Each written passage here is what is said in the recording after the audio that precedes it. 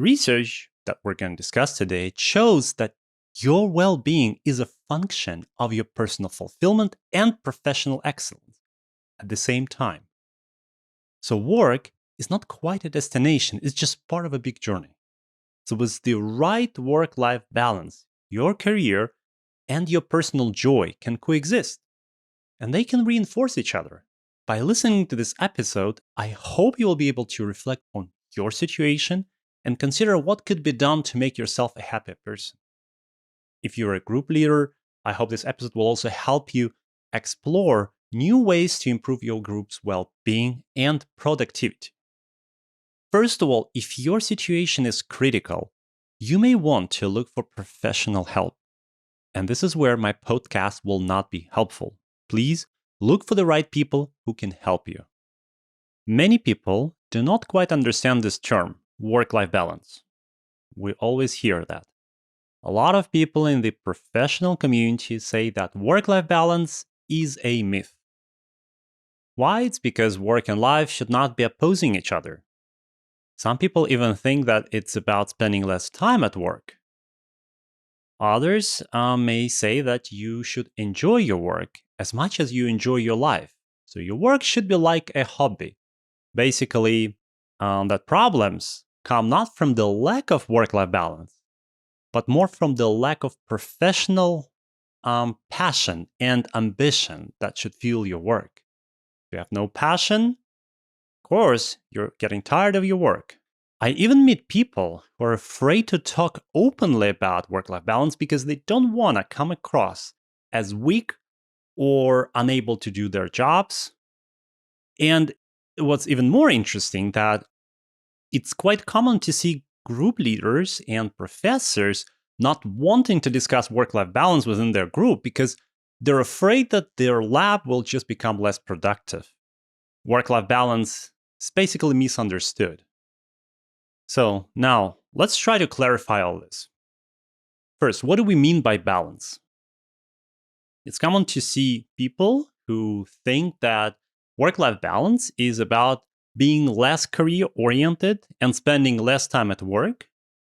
And this is obviously wrong. So work-life balance can be defined as maximizing your positive work and life experiences, leading to an overall sense of fulfillment, resilience, and purpose.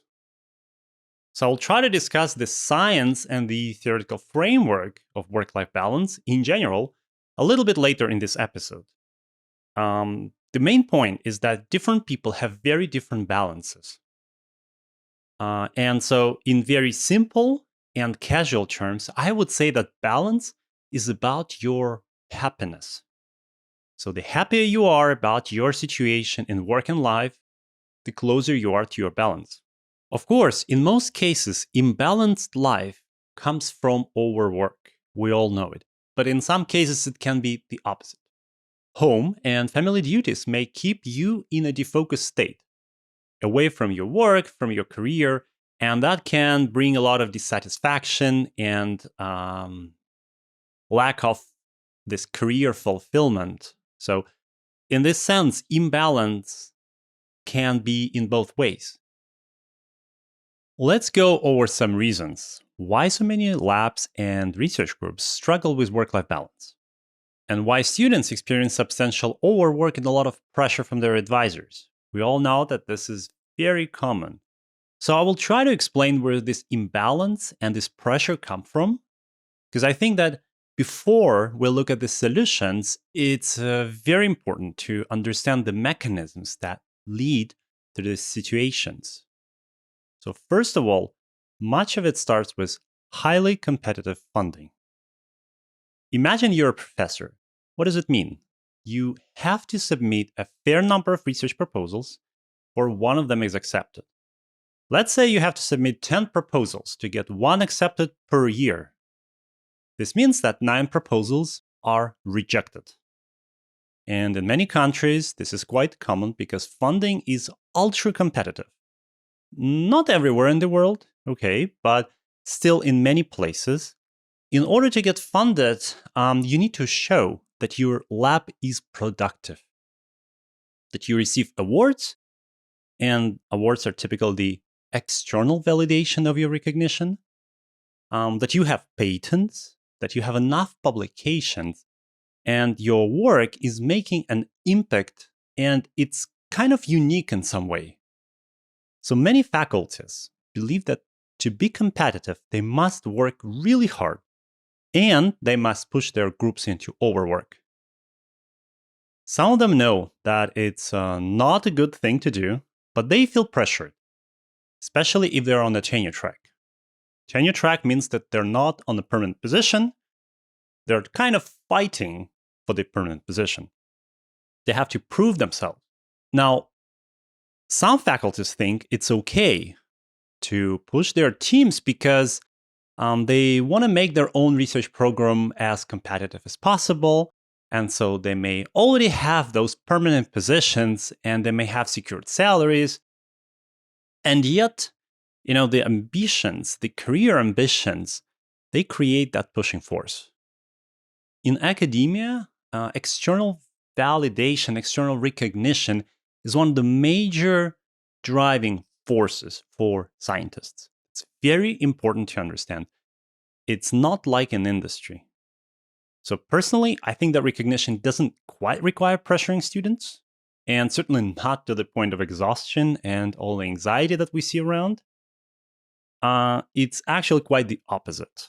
So you can achieve recognition by creating a nurturing and stimulating environment in your lab. And those of us with experience, we know that pressure is actually the biggest enemy of creativity.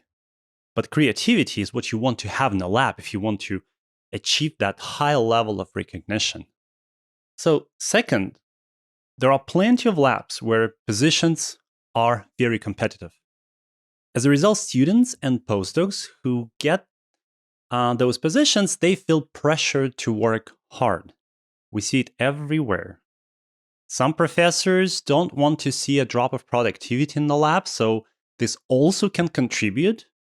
As a result, if the previous generations of students and postdocs, they worked hard, then your generation is also expected to do the same. It doesn't mean that a professor will be telling you, you should be working as hard as the previous students. No.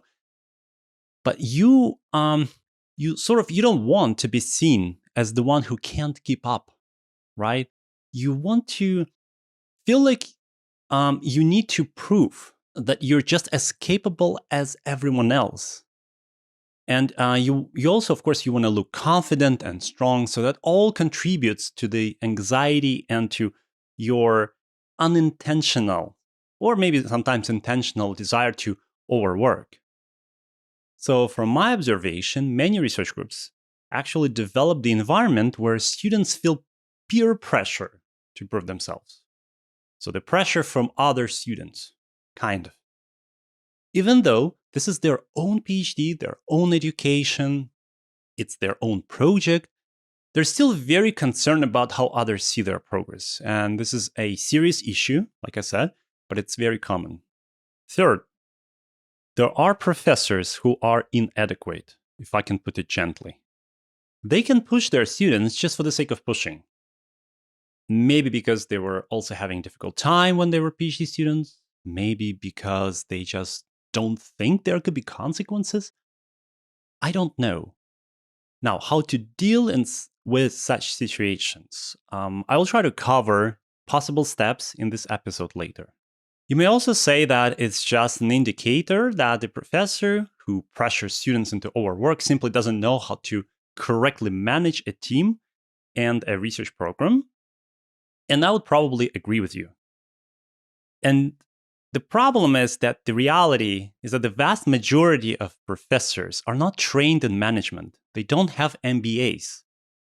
They learn how to be lab executives on the fly. And when you're building a research group in the field, you want to build the leading research group, then maintaining work-life balance is quite tricky. The problem is that many professors see the promotion of such a balance as a risk. It can reduce productivity. It can reduce the number of papers, awards. It can make your lab less appealing to strongest candidates, right? That's a big problem when you want to hire the right people. This is how many professors see it. Personally, of course, I disagree because I know quite a number of labs that make outstanding impact, but they somehow can maintain work-life balance in the team. Again, most professors don't have MBAs and never took leadership or management courses. So, highly skilled management becomes more of a gift in academia. And it's not the result of actual training. And this is a big problem. Before we jump into the science of work life balance, I want to discuss the general aspects a little bit more because I see a lot of misunderstanding online that leads to debates and very polarized opinions. So, work life balance is not about clearly separating your work from life. Some people need strict boundaries, yes, but others need the exact opposite. There are many people who like blending life and work in some weird ways. That includes myself.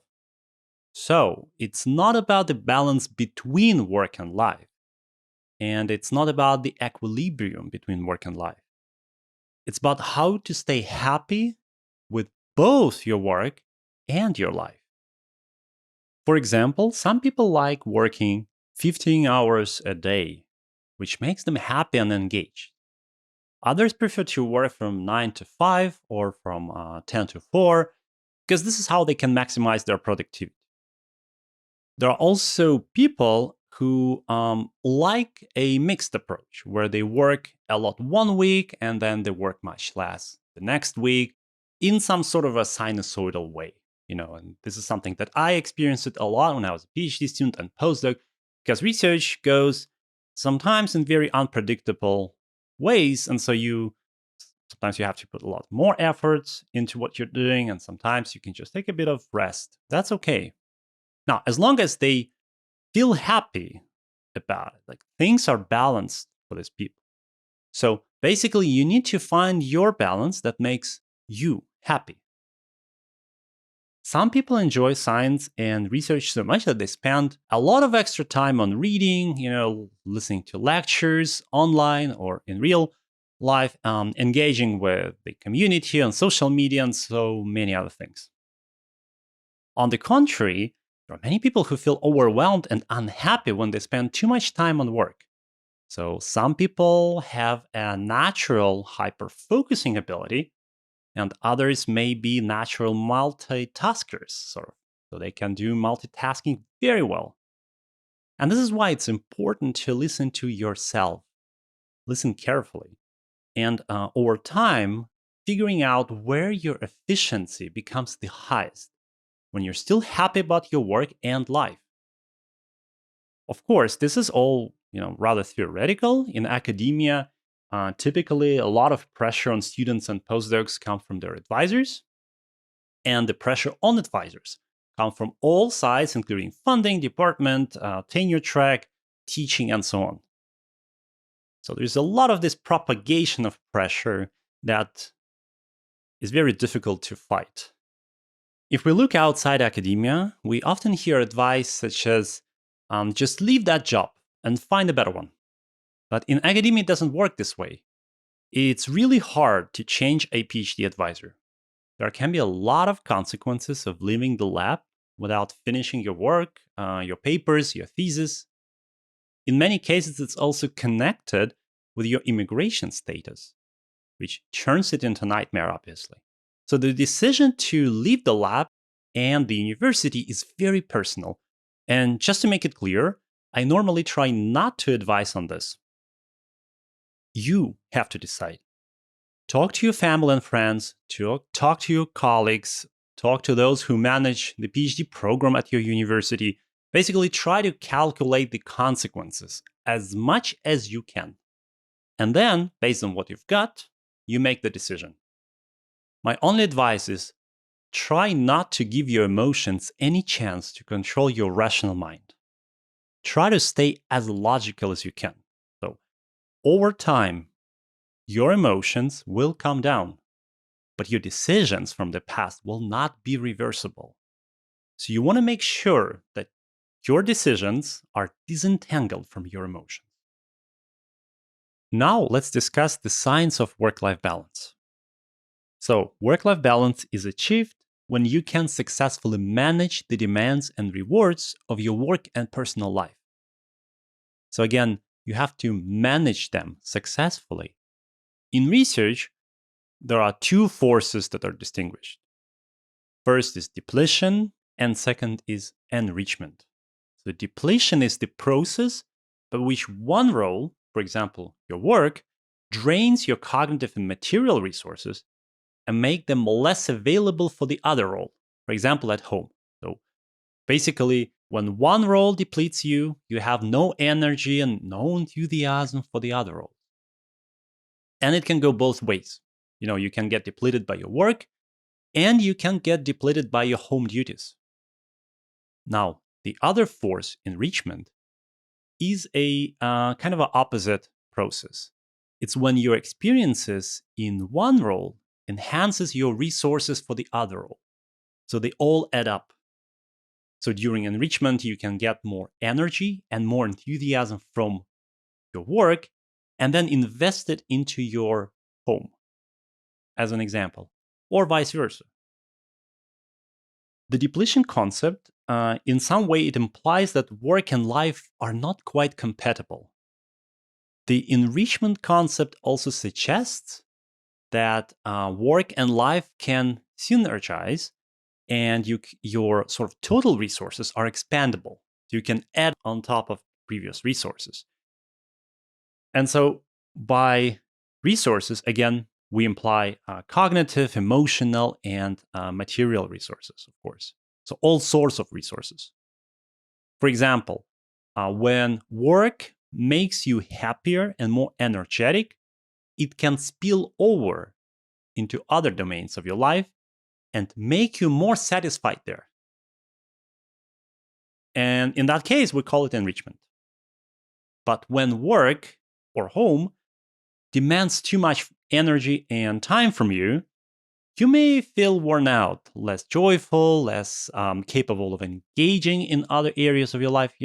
So in this case, it becomes depleting. Again, depletion and enrichment are two very different things in the research on work-life balance. There are different theories about if and how depletion and enrichment are intertwined. What is the interaction between the two? But I would say that the recent literature suggests that the concept of work life balance should be understood through this sort of combination of depletion and enrichment, depending on how we define, of course, the work life balance itself, because there are a number of different definitions in literature. So, in principle, depletion and enrichment can coexist. And some activities can be enriching, while others can be depleting at the same time. It's kind of obvious from our everyday life, we can identify depleting and enriching experiences. Moreover, enrichment and depletion change with time and they can fluctuate even daily. And that's very important. So, what you feel today is not something that you would feel 1 year from now about that day. So, research shows that our overall sense of balance, it develops according to the most meaningful moments, the so-called peaks and the endings of our experiences. So they can directly impact how we perceive our life and work. And this is the so-called peak end theory, which basically say that your perception of experiences as enjoyable or unpleasant come from how enjoyable and unpleasant those experiences were at their maximum. It means that your general feeling of enrichment or depletion can be shaped by the peaks of joyful or bad experiences that are, of course, short in nature because these are peaks. Now, it also means that your general feeling of enrichment or depletion can be shaped by the peaks of joyful and bad experiences that are short in nature. It also means that how your experience ends also strongly affects your perception of the overall work-life balance. So your perception, your sense of work-life balance is not about the average. the average experience over, let's say, several years.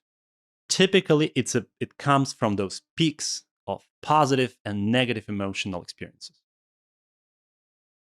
And so everyone has their own enriching and depleting experiences. It all depends on you, on your personality, on your lifestyle, on your expectations, and so on. Sometimes we intentionally go for short-term depletions if we think that it will enrich us later.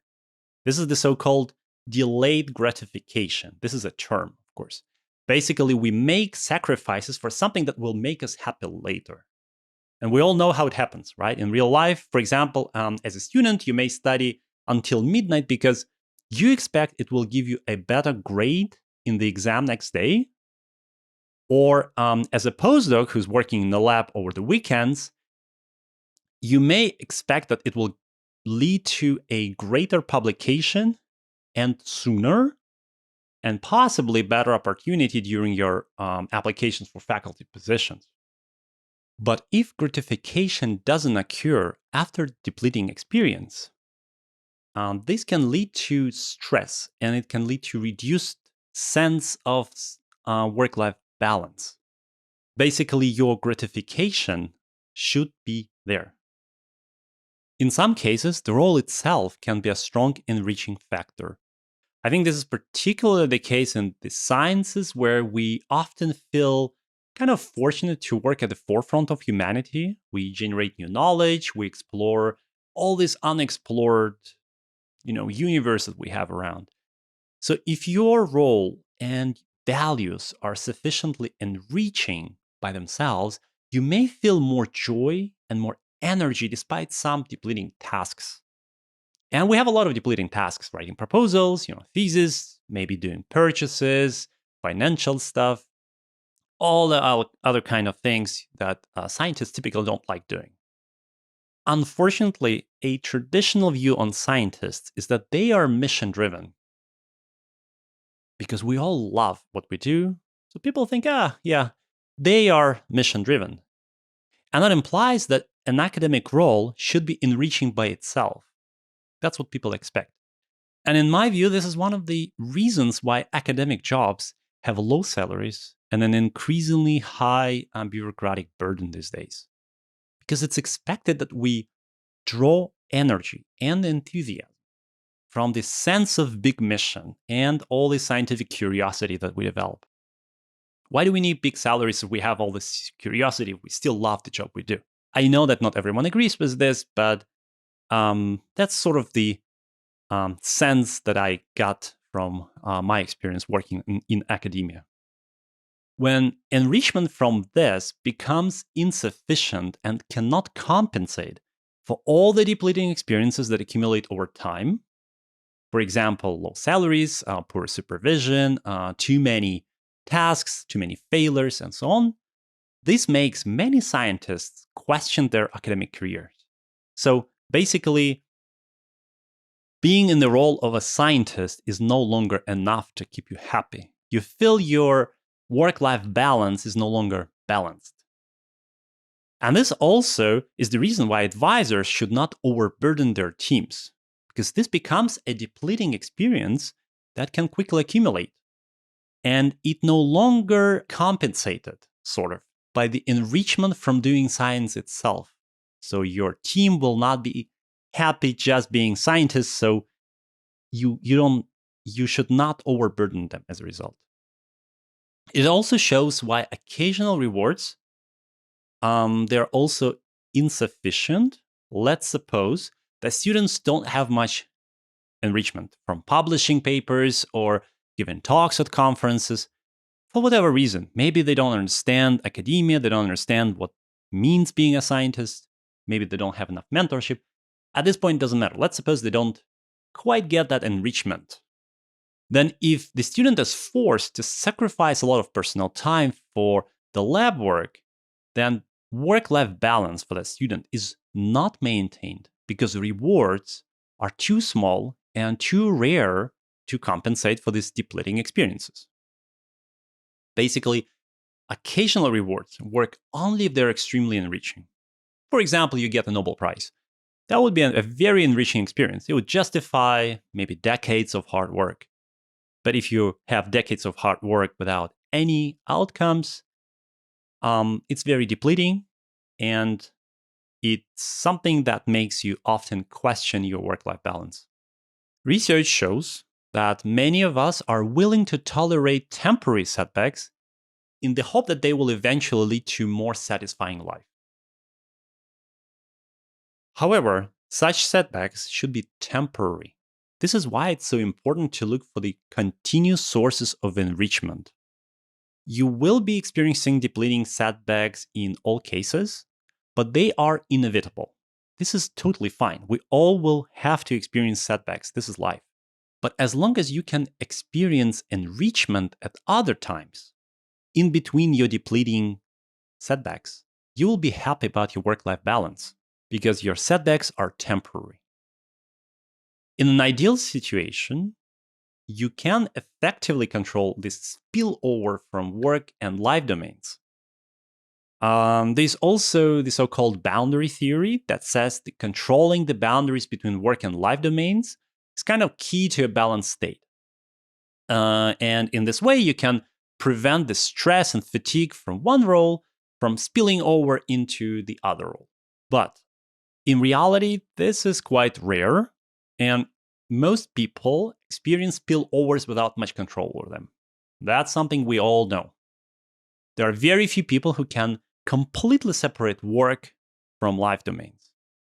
So if you don't feel like you can do it, just don't blame yourself for it. You often have no control over it. And moreover, some researchers even suggest that this might be a wrong approach. This creating that boundary is not a healthy way to sort of cope with your work-life balance, because it prevents you from exploring this spillover. There are people who have very rigid mindsets, for example, who either say, I have my work and life fully integrated, or I have them fully separated. And this is where some researchers argue that if you have this rigid mindset, it can harm your work-life balance because it makes you overlook how depletion and enrichment from different domains interact in daily life. Basically, you don't quite explore these different ways of how work and life can enrich each other. By separating them, you don't explore it. And then when you're suddenly forced to work in different settings, let's say you switch your employer, it causes a lot of discomfort and anxiety. So a more flexible approach where you would say, well, I want to see what kind of enrichment I can get by bridging my work and life. So this approach allows for a better balance, and it helps you look for those hidden sources of enrichment. And just accept the fact that partial integration of work and life is fine, and explore the ways to make this integration more enriching than depleting. Essentially, the positive energy from one domain should infuse the other. Some people refer to this as work-life harmony. I can summarize this as follows. Work-life balance is not about 50-50. It's not about a perfect equilibrium or being lazy. Work-life balance is about maximizing the enrichment from both work and life, while minimizing the depleting experiences, which should result in the sense of resilience, purpose, and fulfillment. So, for some people, this balance means spending 15 hours at work each day because they just love it. For others, it means spending more time with the family because it just makes them happier. And that happiness spills over into their work, where it enhances their creativity, enthusiasm, and productivity. This is why imposing your understanding of work-life balance on others is a bad idea. Everyone should find their own balance, the balance that maximizes their own sense of fulfillment.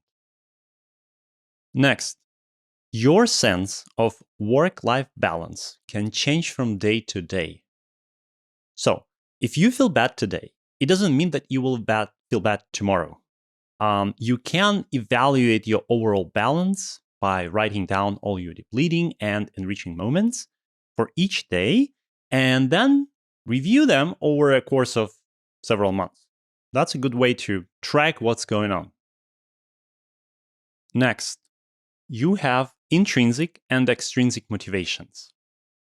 An intrinsic motivation can be the scope of your role at work. For example, being a scientist and working at the forefront of humanity. It's kind of a noble type of job, right? Extrinsic motivations can be your salary, your promotions, awards, how many papers you published, and so on. So, when you are mostly extrinsically motivated, there is a higher chance of depletion because extrinsic factors are not quite under your control. You may not get that award, your manuscript may get rejected, you may not be promoted. So, be extra careful when you feel that you're getting extrinsically motivated. On the one hand, extrinsic motivation feels more immediate. You can feel it. But it also relies on luck and other factors. So it's hard to control it. And as a result, this can, of course, result in work-life imbalance, especially when things don't quite go according to your vision for your progress. Now, this doesn't mean that intrinsic motivations are always beneficial, because they can also be the source of excessive workload. So you have to learn how to properly manage both intrinsic and extrinsic motivations for yourself. Next, a clear separation between work and life is possible, but it's hard. Instead, researchers suggest that we should try to explore the positive spillover between work and life. The key is to explore it. So if you feel like you want to delineate it, or it's very hard to delineate it, but you're really getting lost about it. So you want to explore what is the positive spillover and in which way your life and work domains can enrich each other. So just make sure that you are self-aware and that you're intentional about your choices. So the choices should be yours, because this can help you better maintain the balance. Now, if you feel like you can detach from work, but you want to, try to invest energy into your life domain. Very important. In this case, you can enforce a clear boundary between work and life. When you finish your workday, stop checking emails, stop reading papers, stop whatever makes you anxious. Basically, leave your computer at work and you can try it for a month. Just see how it goes, and it never hurts to try, but it may be the right solution for you. So I strongly suggest, if you feel like there's you need that clear boundary, but it's really hard to implement, try it. Investing into your life may look like a shift of priorities, but without changing your priorities, even a little bit, you can't really learn how to disengage from work. So the change of priorities is really, really important. In academia, this constant engagement that we have, combined with often job insecurity, this is what causes anxiety. Another great way is to go to the gym and do some kind of workout that makes you happy and excited. It doesn't have to be a very hard workout. It can be very light. Make sure you put something that you enjoy at the same time if you don't quite like this exercising. But remember that positive anticipation can reduce work-related anxiety. So you have to create that positive anticipation each time you go somewhere. It doesn't have to be a gym, but it's sort of one of the first things to recommend, because, of course, it's related to your health at the same time. But the most essential thing is to make it a ritual. Like, even on the days when you're super tired, spend 15, 20 minutes in the gym. That's not much. But the point is that you don't want just to pump your body. You want to make sure that you follow the ritual. And through such rituals, your brain can learn to disconnect from work. I did it myself. It helps a lot. Another good idea is, of course, to sign up for team activities. For example, volleyball, soccer, tennis, or anything that involves teams and communities. The reason is, when there is a social component, our brain focus much more easily on things that are not related to work. So we can shift that focus from work-related thoughts and get fully engaged in the activity. So most universities have sport clubs, events, all sort of group activities. Do search for them. Don't ignore them. This is a really, really good source of inspiration and of energy that can help you get rid of all these depleting experiences. Next, transient depletion is perfectly fine and unavoidable. However, it should be temporary, and it should be followed by phases of enrichment. When we go through challenges and rewards, we should be making the choices that foster positive and enriching experiences. So, as a result, to maintain a great sense of balance, we should learn to predict what the possible depletions will be and try to do our best to avoid them, right? So, be prepared for when your depletions come and make sure that each time you have a depletion, it's followed by ideally, some good enriching experience. Next, remove communication apps and devices, especially if they interfere with your work-life balance. Research shows that these things are not good. If you feel that your anxiety cripples in, just stop responding to emails after work. So get 100% disconnected from all of it. I know how hard it is because you force yourself into making such strict boundaries. And I think that one way is to find a distractor. So basically, something that switches you over completely to something else. For example, cooking proper dinner. That's something I like. Meeting with friends, playing team sports, playing computer games. Just with computer games, be a little bit more careful because it can introduce anxiety and addiction on the other side, on the live domain side. The great thing is that many apps can be closed and notifications can be switched off. So spend just half an hour overall on tuning your phone, tuning your notifications, your apps to your needs and to your schedule. That half an hour will save you a ton of energy afterwards. Next, when you work a lot, it's easy to develop the so-called context-dependent association. It's also called environmental conditioning. It's when a certain environment becomes a trigger for a specific mental state. For example, you can subconsciously associate your lunch with work or your apartment with your office. And this can create too much spillover of your workspace into your life domain. So to avoid it, for example, you shouldn't eat at your office desk. Try to find a cafeteria or some other place, because what I observe is that many students make this mistake because they miss the opportunity to switch away from work and focus on lunchtime, to take a break. It's a great opportunity to take a break during the day and reshuffle sort of your thoughts and get distracted from your work. That enhances your creativity and your productivity overall. And yet, many people miss it in academia. The same applies to working from your bedroom in the evening. You can get your brain to subconsciously associate your bedroom, where you should be relaxing and sleeping, of course, with work. As a result, you may develop insomnia, simply because your brain still feels this work anxiety because it's located in a space where it works sometimes but the space is meant for rest. So, what can professors and administration do to promote work-life balance? There is a lot of professional literature and suggestions and advice that are provided by the experts in the field, by the people who really do research and studies in the field of work-life balance.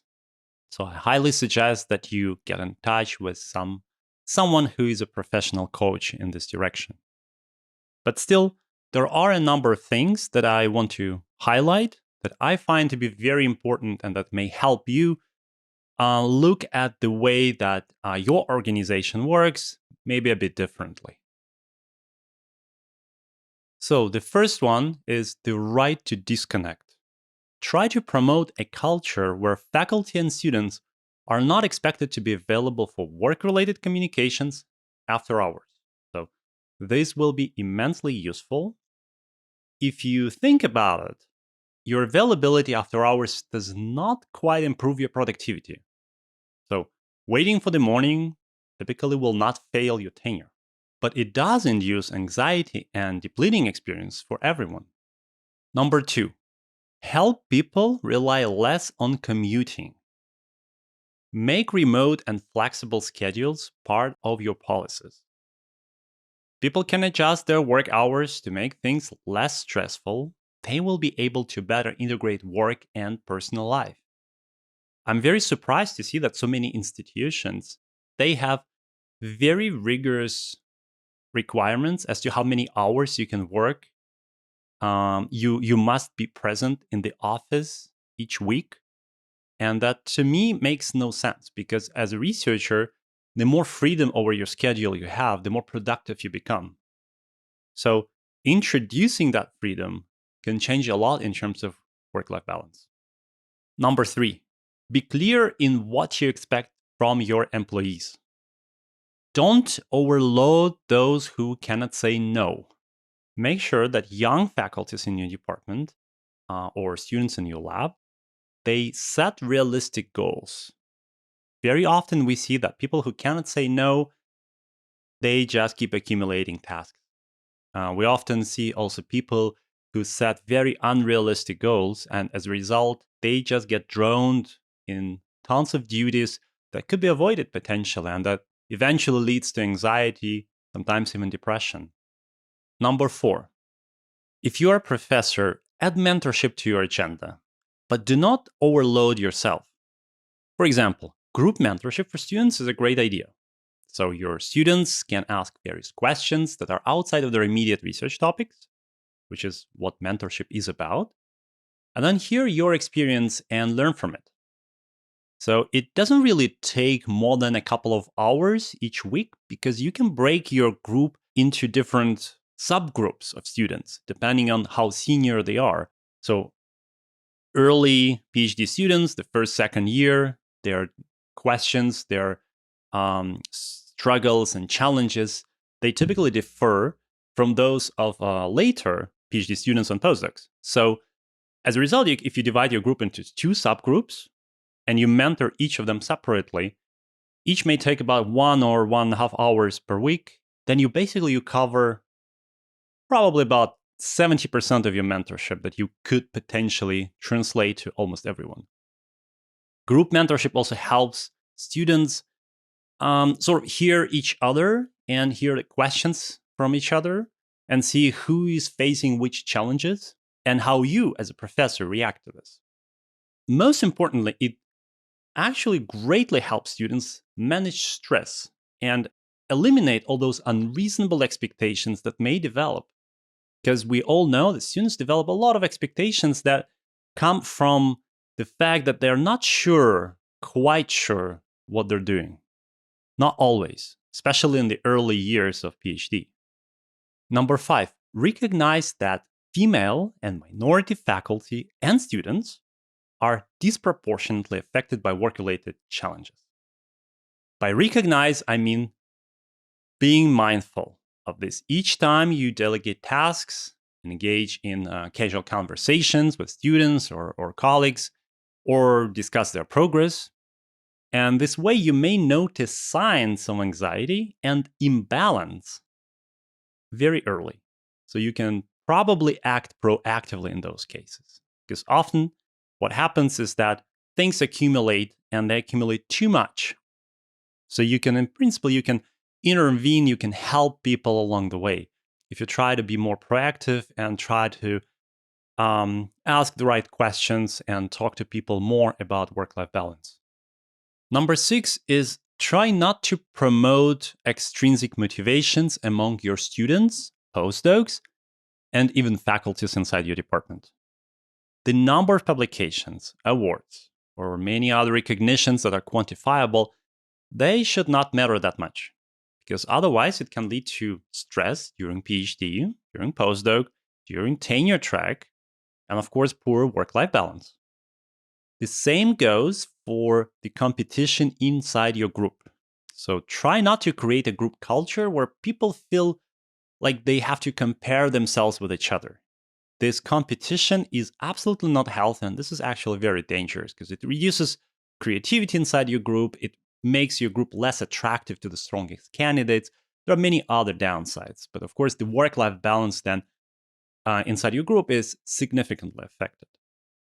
Number 7, um, most importantly, talk to your students and faculty in the department about work-life balance. Ask them, like, is everything going smoothly? Try to see if they still feel the energy and that enthusiasm that brought them there initially. Maybe they would like to slow down or take a break. You can ask when was the last time they took a long vacation, and if they don't want that vacation, why not? Try to get to the bottom of it. Are they simply trying to appear strong, or are they truly in good shape? So a lot of people are trying to look nice, to look strong, to appear strong, but it's not how they feel inside. And we all know about it. Research in general shows that faculty members can avoid burnout if they regularly reflect on their workload, on their motivation, and their well-being. And in some way, you can help them do it. Yes, it's kind of obvious, but for some reason, we kind of forget about it, right? In the description for this episode, I will leave some references to scientific literature that discusses work-life balance and work-family balance from the psychology perspective. Now, this brings us to the next very important part, which is about rationalizing and understanding your work-life imbalance. So often we are very busy, so busy that we have no time to stop and reflect on what's going on inside us. And it's not only about PhD students. Obviously, there are faculties and postdocs who also experience the same problem. So, because academia is hyper competitive, it's really hard to stop, relax, and ask yourself some questions. So, here's what you can do to probe your own work life balance. The first approach is obviously self reflection. This greatly helps me in my daily life, and I'm sure it can help others. Basically, spend some time on figuring out the root causes of your stress. Ask yourself various questions. For example, is it because your work is no longer as interesting and engaging as usual? Is it because you do not get enough encouragement from your advisor? Or is it because you have to work too many hours a week? Could it be because your personal life and relationships are affected? Or maybe you feel guilty because you can't keep up with your performance expectations in the lab? Could it be simply because you don't get enough sleep and your diet does not give you enough energy? That's actually the case for many people. So, with the right question, you will quickly get to the bottom of all of it. So, take some time, write it down, and think. Identify the root cause. Because the thing is, it helps you psychologically acknowledge it in the first place. And that's very important. It's one of the first steps you have to take. Also, what I do sometimes is I take long vacations because it helps me disengage from work more properly. So it also helps me zoom out and see my situation from the side and sort of become less biased in how I see my own work and my own progress. Approach number 2 is journaling. Try to do it for about 1 month.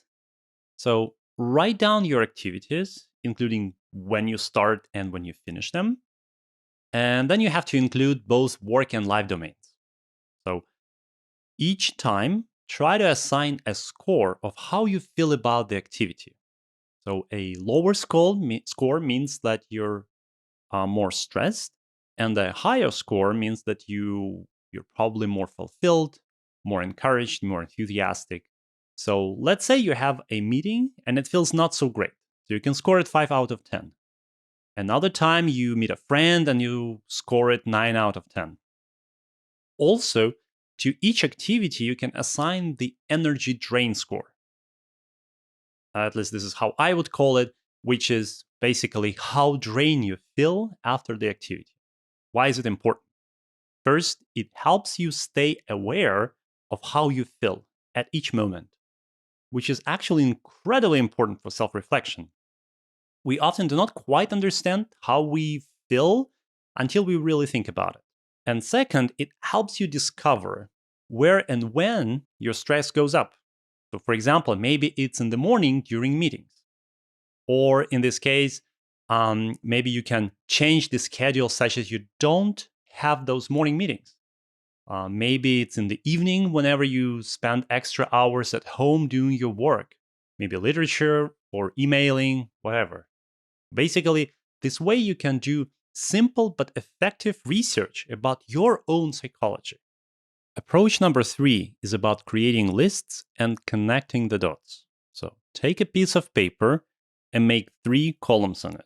The first one is your motivation and incentive list. Basically, what motivates you at work, what makes you happier, why do you need all this? Write down all these key points. The second column is about your core responsibilities. If you're a student or postdoc, the responsibilities could be set by your professor, your advisor. For example, it could be a specific project that you're leading or working on. It could be teaching classes. It could be writing. If you're faculty, your core responsibilities could be research advising, teaching, maybe even bringing funding. So if your list is large, which is probably the case for many of us, so put numbers next to each point to reflect the priority. For example, for myself, research advising probably would have the highest priority, and that would be more priority than funding. I would prefer to spend more time on each student instead of looking for ways to expand my team. So this is my own priority. And then there is a third column, which is your personal values and priorities. Personal values and personal priorities, not work related, but personal. So it's related to your life domain. For example, for me, this would include being healthy. So it means proper food, exercising, getting enough sleep. It could also be spending time with my family and maybe some hobbies, travel. So writing down 5 to 7 points with the first having the highest priority, that's what you can do. Now, what do you do about this list? So you can compare the columns to pinpoint where your core responsibilities clash with your personal views and where your responsibilities are not supported by motivation. This can help you see which activities are really draining you. Next is you can restructure your schedule such that it emphasizes the main priorities and the responsibilities that align with your motivation. Okay? For the activities that drain you, you can try to put them in the time slots when you have sort of the most energy. So it can be in the morning, it can be after lunch. This can help you maintain a more consistent level of motivation and engagement throughout the whole day. And finally, introduce breaks into your workday. So research shows that small breaks during the day, they can help you maintain your creativity and mental well-being at a fairly high level.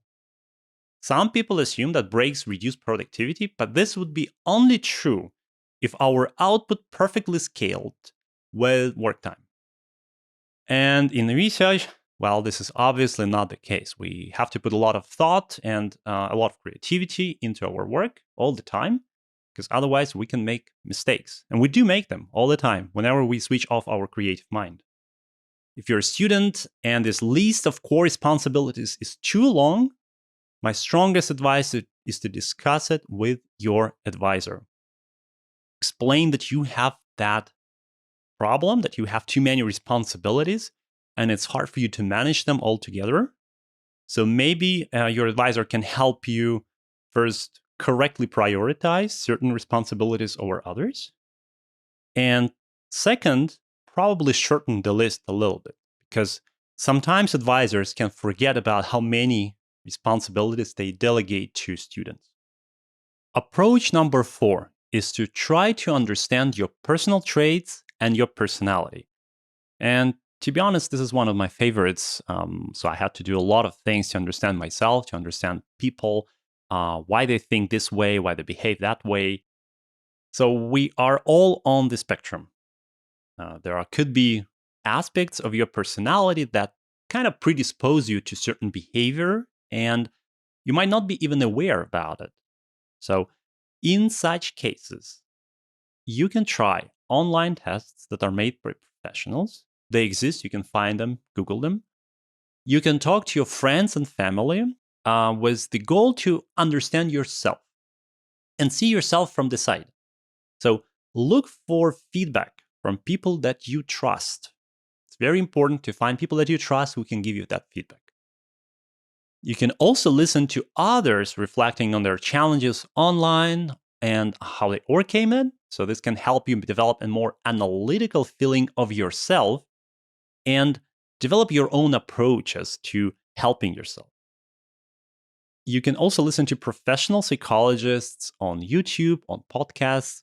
Just try to understand how people develop habits, how they develop subconscious behavior, and all these different thought patterns. And of course, why people are so different, because this is why people are different, right? All this will help you better understand yourself and what makes you unique and how you can utilize that uniqueness in your work and life. Approach number 5 is to seek help from psychologists and psychiatrists. And this is totally fine. So please don't see it negatively. This is a perfectly suitable solution for a lot of people because you can find a lot of useful advice coming from professionals. A good psychotherapy should help you understand yourself. You also understand your thought patterns and your behavior in some way. So there are therapists that can help you also improve your well-being. For example, the so-called cognitive behavioral therapy, CBT. It's very well known, and it can help you change your negative thought patterns, sort of turning them in a more positive way, especially those related to work and stress. There is also the so-called acceptance and commitment therapy, and that can help you improve your psychological flexibility. So you can find a better balance for yourself. If you feel socially isolated, you may want to seek something like interpersonal psychotherapy. There are many other approaches too, and they all help. Of course, not every therapy is designed for every person, and that's why you need to talk to the professionals.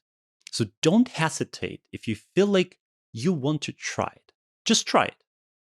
Again, there's nothing wrong with seeking help. Absolutely. You're not supposed to be your own doctor. The only wrong thing you can do is actually not to look for help when you need it. Okay? I know this is a very general advice, but the careful analysis of your situation is absolutely central to finding a solution that solves your problem. Now, let's discuss the work-related anxiety that is not directly caused by the advisor. There are many pieces of advice that I can give here, but a lot depends on your specific case. So I will try to summarize the key points, but I still advise you to talk to people who are responsible for counseling at your university. So, first of all, as we know, some advisors can be really pushy and demanding. And this is something I will discuss a little bit later. But now I want to say that in many cases, in fact, students and postdocs can feel anxious without negative influence from their advisor. Most advisors have good intentions, and the stress often comes from the scope of the PhD itself. And by this, I mean, when you do research, there's a lot of uncertainty. So you also have time constraints, you have to publish, and you have to go to conferences. And you do it not because your advisor demands it, but because future career steps need it. So You know that your future, especially in academia, may depend on what you do now. And there could be experiments also that require your presence 24 hours a day and so on. So there are a lot of things in research that can make it really stressful. We all know it. And this is why I think it's very important to talk to your advisor if you experience this stress. Your progress can slow down for many reasons. For example, unrealistic projects, poorly defined plans, or lack of help from experts if your advisor is not quite an expert in the field that you work in. This happens to you. Or the tasks that are not part of your research but take a lot of time. For example, you may be occupied by all sorts of meetings, duties, maybe purchases. And if those don't make research go better or faster in your case, you'll likely feel drained because you're not making much progress, but you do a lot of work. So, of course, certain things like lab maintenance and assistantship with teaching are often the students, something that students do, and postdocs help, of course. However, I don't think it should overly occupy you. So talk to your advisor, work out a new strategy where your priority is on research, and so that you can feel less anxious about how it's going. What we as advisors we frequently find is that students can often misunderstand and misinterpret our vision and intentions. So students can prioritize things that are not supposed to be prioritized, or move in the direction that they think that we want them to go, but it was obviously clearly wrong direction, and yet they go there. So communication with your advisor is absolutely essential. Another thing that I want to highlight is that you want to define your minimum goals. The minimum goals that will leave you happy at the end. When we keep all the things we have to do in our head all at the same time, we can easily get anxious, right? So you want to keep your focus on the priorities. The priority tasks, for example, it can be doing one synthesis per week or writing one paragraph per week of whatever, your manuscript, thesis, or reading one paper per day.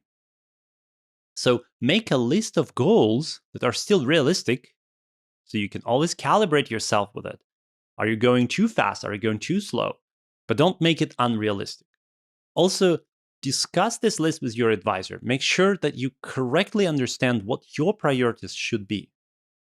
The second point I want to make is that it's important to have a list of things that you want to do. When you execute tasks, go through the list one item at a time. And this can give you a sense of progress, and it can help you not to think about all the duties at the same time. So when we keep everything in our head internally, like I said, we created this perfect ground for anxiety. When you start thinking that you've got to do this and that, all of that at the same time, then you are developing anxiety often. So having a to-do list that is actually physical so that you could see and cross out different items can be really helpful. And this is also called externalization. It's when you write down your specific tasks for each day and cross them out as you go.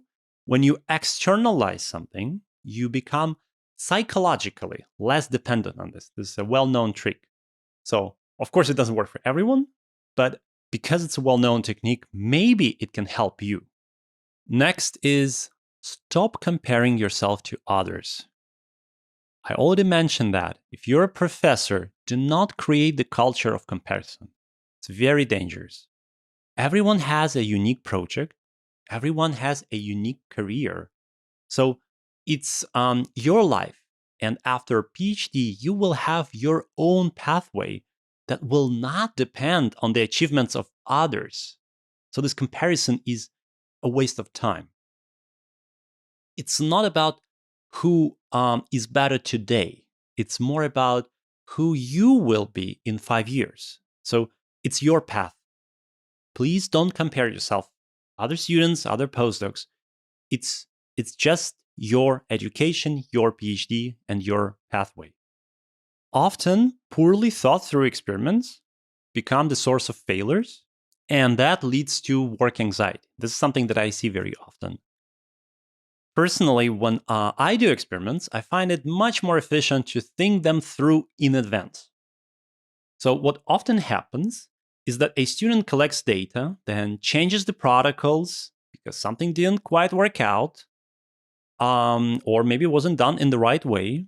Then the student collects the same data again, then identifies more issues, either with the data or experiment, then collects the same data again, the third and fourth time. And what I would suggest is to instead discuss with the rest of the team or with your advisor these general protocol for experiments. So you want to make sure that your experiments produce somewhat reasonably publishable data. It doesn't have to be perfect data, of course. But if experiments are somewhat trivial, there's no need to have multiple failures before you get them right. Of course, failures do happen, and this is a great opportunity for everyone to learn. We all know it. But I would distinguish between useful failures and useless failures. You want to reduce the number of useless failures. You want to learn how to be strategic about things, the things that could be easily predicted. So the point is that it reduces the anxiety because a lot of the anxiety comes from too many failures. So try to reduce the number of failures. Focus on the most rewarding experience. And if you fail experiments, those experiments ideally should be the ones that are far less predictable and far less routine and trivial. The next point I want to highlight is working from home. So a home office can help you reduce stress if you have those long commuting. But if commuting is not an issue, I would advise actually minimizing your work from home because your brain subconsciously associates your home with work. So you can quickly develop this state where you feel like you have no way to escape the constant work and the constant pressure. For the same reason, spending weekends elsewhere, outside of your work, outside of your home, it normally distracts us from both work and home. So it creates this sense of adventure. So you want to diversify your experiences and your adventures outside work. This helps tremendously with maintaining that work-life balance. Next, if you are overloaded, say no to more duties. A lot of us feel this spotlight effect. So we assume that everyone is watching us. And if we say no, of course, they will definitely remember it. They will be judging us. But this is not the case. That's not true. What often helps is to remind your professor about what you already have on your plate. Just like a list of things where any extra duty will simply slow down your main research progress. Okay? So if your advisor insists on a particular task to be done soon, you can always ask what other tasks in this case should be postponed. And if you're forced to pile up tasks, you can also say that, yes, I will be able to do it, but in X number of days, because I have this and this on my plate, and I have to do it too. So your advisor should not get used to the fact that you can solve any sort of issues thrown at you. Some managers subconsciously set apart the most workaholic people because they see them as the most reliable employees. These employees often agree to do things for their organization. They are very helpful. So this is why they are very visible. But this also means that your supervisor can give you more complex tasks because he or she may think that only you can solve them. This is the problem. So it's not about the advisor being bad.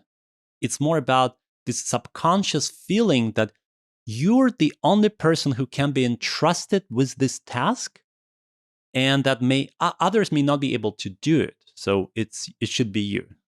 Try to break this pattern. Now, what else can you do?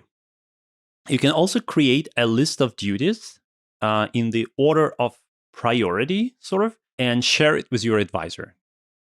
It can be Slack, can be in Google Docs.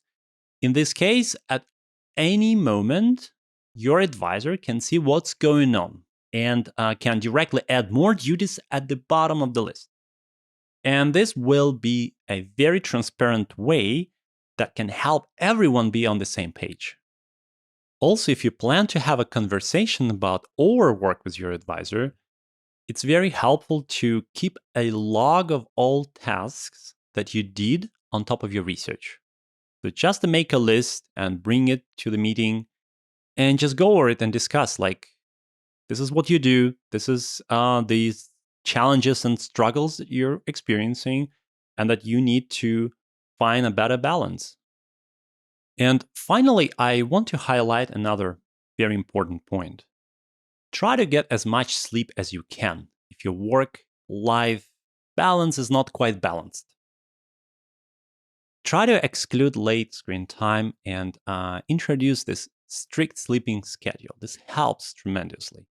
You can also create different rituals. I already mentioned them before. For example, you can introduce relaxing music in the evening so you can listen to it every day before you go to sleep, and then you get used to it. So you can alternatively read books before you sleep, so your brain gets used to a ritual. It becomes easier to fall asleep and maintain the right sleeping schedule. However, I'm not an expert on sleep, so I can strongly recommend that you find further advice on the best evening routines on other podcasts, but it's absolutely essential to get enough sleep, and enough for most people is 8 to 9 hours a day. So as a researcher myself, I can say that this is a big thing, and to truly feel the difference, you need to get those sleeping hours consistently, like every day for at least a few weeks. Ideal, of course, for as long as you can. But in research, we often rely on our creativity, on our ability to think deeper, and that deep thinking doesn't come naturally. It comes only when you're rested sufficiently. So try to get as much sleep as you can. Now, let's move into one of the most difficult and sensitive topics in academia. It's about very pushy or even toxic advisors who can significantly contribute to work-life imbalance of their students and postdocs. In some cases, students may misunderstand their advisors. Again, like I said before, a direct conversation about your challenges and your overwork may resolve the situation.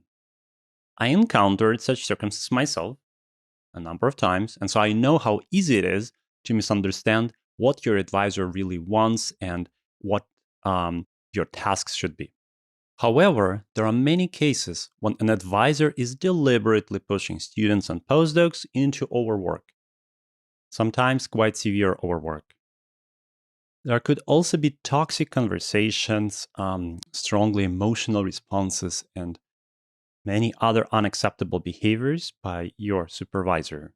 So we can discuss, of course, how inadequate such supervisors are and how much negativity they bring into the world. But this by itself will hardly be useful for the students who are supervised by such people. They already know who their advisors are. So I think it's far better to focus on why this happens and what students can do in this situation. First, every case is different. So your department, your university, the funding scheme that funds your position, your immigration status, if you came from abroad, your personality, and of course, your advisor. Everything is different in each case. For example, for some students, these consequences of leaving without graduation could be too significant, so they may decide to stay until they graduate.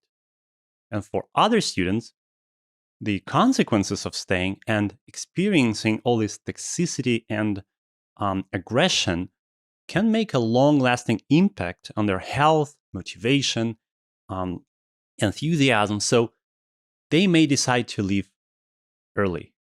And so it's really hard to give actionable advice for everyone.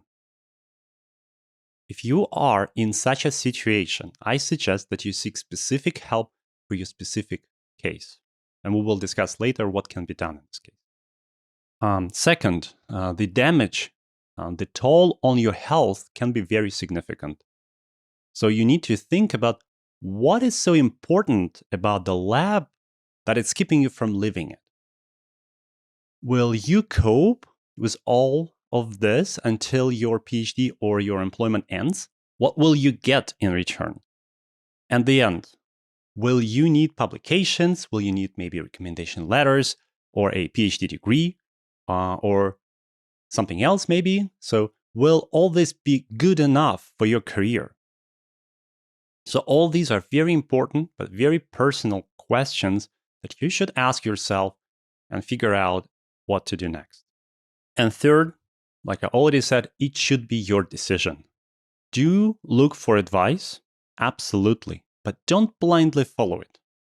In the end, it's your life, your career, and it's your decision. Try to stay calm and try not to be susceptible too much to your emotions when you're trying to make a decision. Try to be cold-headed to a certain degree to make sure that your decisions are well thought through and you will not regret them in years after you leave your lab. Now, I will share some pieces of advice that you may find actionable, but again, don't follow it blindly. Take it into consideration, but make your own strategy, because it should be, again, your decision. First, if you haven't done it yet, tell your advisor you're being pushed too much. Explain that your mental health makes it really hard to work creatively and efficiently. So whenever possible, try to be transparent. And it definitely doesn't work in all cases, but sometimes advisors don't just pay enough attention to the well-being of students. Unfortunately, that's how it goes, and we can criticize them, but it also means that an honest conversation can help them realize there is a problem. On the other hand, if you're concerned about getting fired, and yes, this concern can be valid, be careful about opening up too much. So think about it in advance and then decide how much you want to say.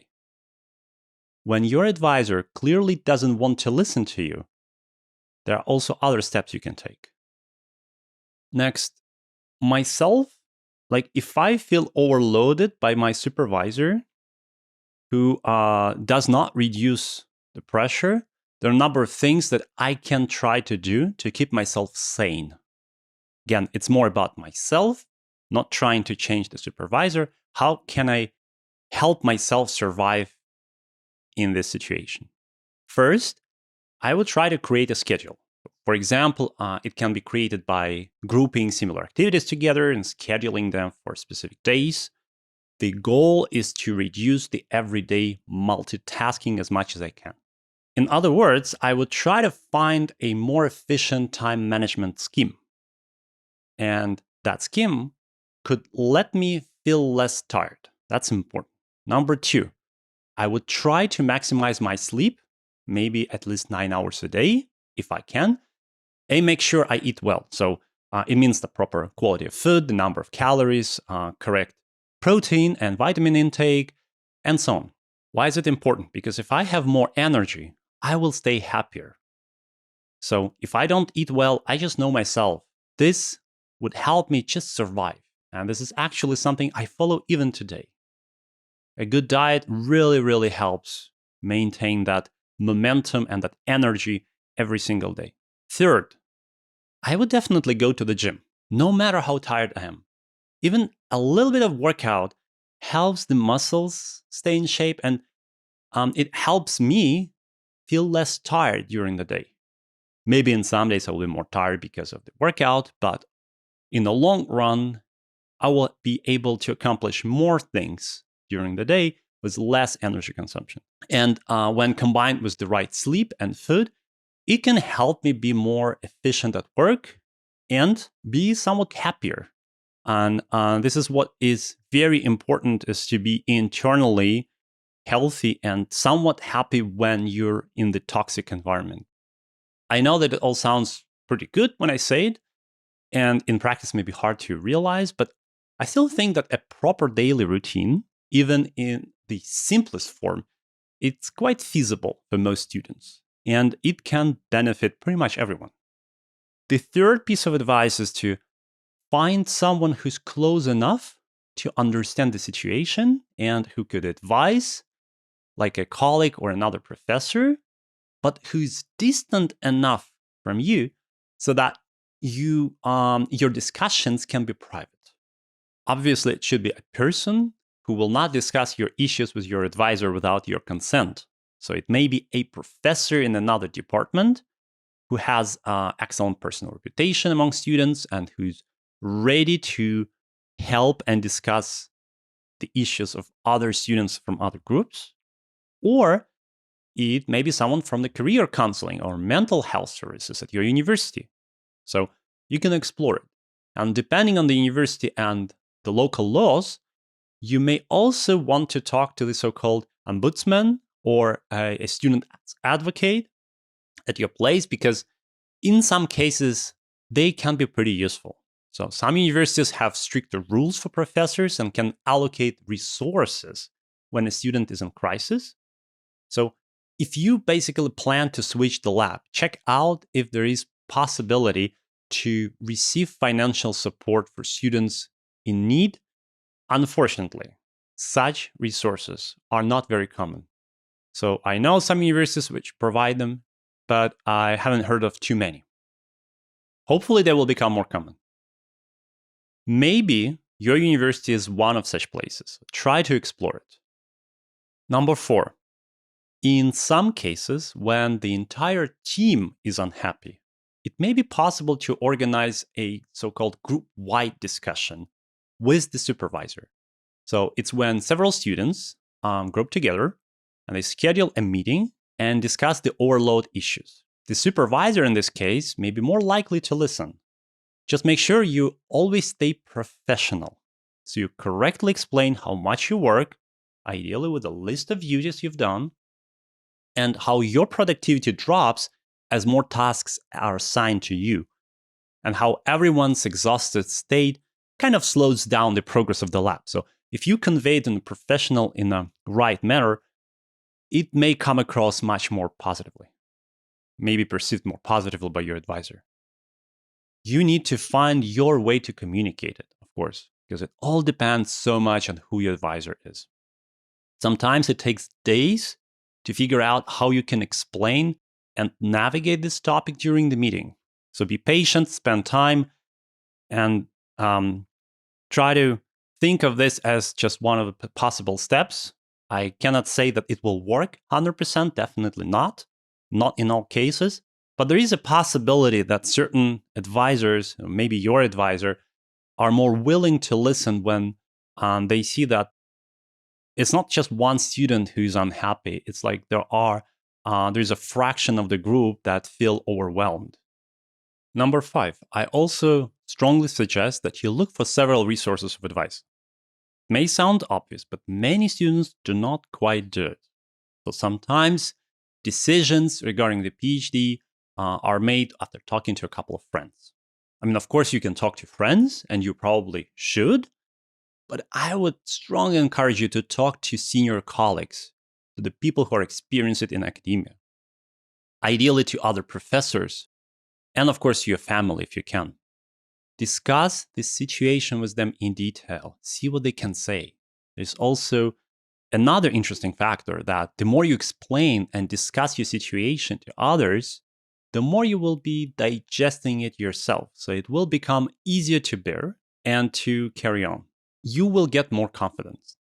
And of course, you may also identify certain nuances and certain solutions that you didn't think about before. So please reach out to more people, especially senior people who can be more insightful for your case. Next, if you're in your first PhD year, you can consider applying for PhD fellowships. Normally, getting a PhD fellowship when you've already spent a few years as a PhD student is fairly hard. So you want to apply early. The first year is okay. They're hard to get, so the probability is not big, but some students manage to do it. And I know such students. This allows them to switch the lab and have control over their own salary and projects. That's so important. So you become much more independent. There are all sorts of fellowships, of course, depending on the country and your specific fit. So look for them. Check out different websites. There are agglomerating websites that just give you a whole list of different fellowships that can work for international PhD students, can work for the PhD students who are in their own home countries. Don't ignore fellowships if you can. Number 7, you can also apply for PhD elsewhere, or if you're a postdoc, of course, you can move to a postdoc elsewhere. In some cases, you may be a good fit in another lab. So some students manage to change their labs this way, but be prepared that you will be asked questions about your current position and your current experience. So they will be wondering, why are you switching the lab? So you need to have something to say in this case. And what exactly you should say, it really depends on your case and where you apply and where you move from. In some cases, it's also better to be transparent. In other cases, you may want to not get into details and not mention that you're unhappy about the current advisor. There are pros and cons in each case. So transitioning from one lab to another during PhD is a very delicate topic, and it definitely requires a separate episode. So maybe I will do it, but I'm not able to go into too many details now because it's a very difficult thing to navigate and to cover because there are so many different details to think about. Just be prepared that moving from one lab to another is easier when you're in your first year of your PhD than when you're in the second or third or even the fourth year of your PhD. So the earlier you move out, the better. Now, I want to discuss our role, the PI's role in work-life balance and what PIs can do to fix it. I will also make separate episodes on this topic because it's really, really important, and I will definitely invite some guest speakers to discuss it. But for now, there are a number of tips to consider. First, students should feel ownership of their work. They should be inspired to lead their projects.